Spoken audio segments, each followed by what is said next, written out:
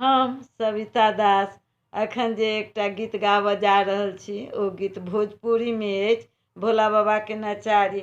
आ एहि गीतक रचनाकार छथिन सविता दास और गाबियो रहल छथिन सविता दास उर्फ माहा। तो अहाँ सब सुनू, जेहन लागत कमेंट में देव। ठीक बानू? तो रउए सबके मतलब कहला पर में गावतानी आ रुआ सबके जैसन लागे वैसन रुआ सब कमेंट बॉक्स में देम। ठीक बानू? तो सुनी जा।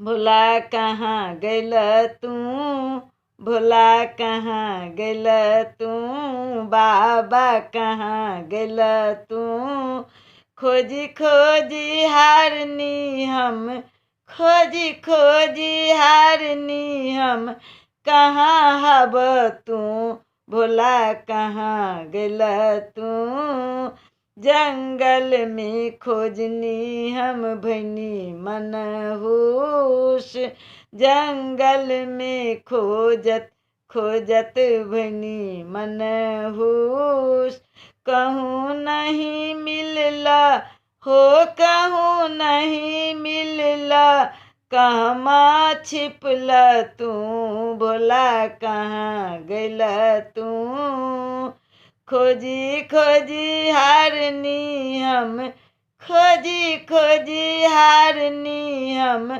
कहाँ हव तू, भोला कहाँ गैल तू, बेल पात लैनी हम लैनी धथूर, बेल पात लैनी हम लैनी धथूर, कैसे चढ़ाएब हो, कैसे चढ़ाएब की भइल कसूर, भोला कहाँ गैल तू, बाबा कहाँ गैल तू, खोजी खोजी हारनी हम, खोजी खोजी हारनी हम, कहाँ छुपल तू, भोला कहाँ गैल तू, गंगा के जल हम लैनी भरपूर, गंगा के जल हम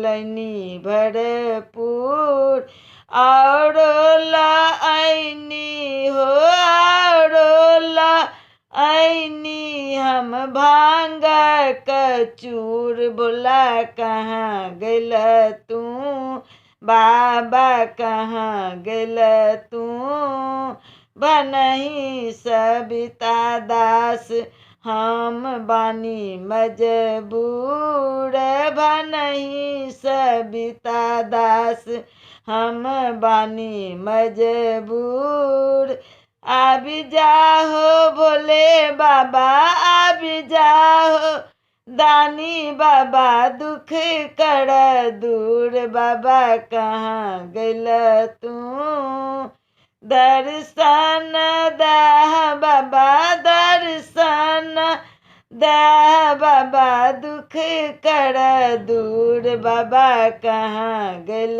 तू, भोला कहाँ गैल तू, खोजी खोजी हारनी हम, खोजी खोजी हारनी हम, कहाँ हब तू, भोला कहाँ गैल तू, भोला कहाँ गैल तू, भोला कहाँ गैल तू। हे भोले बाबा, हर हर महादेव, दर्शन दिया हे भोले बाबा। और वह सबके कैसन लागल, अहाँ सबके केहन लागल से अहाँ सब कमेंट बॉक्स में देव। ठीक न? तो सबके जय गुरु।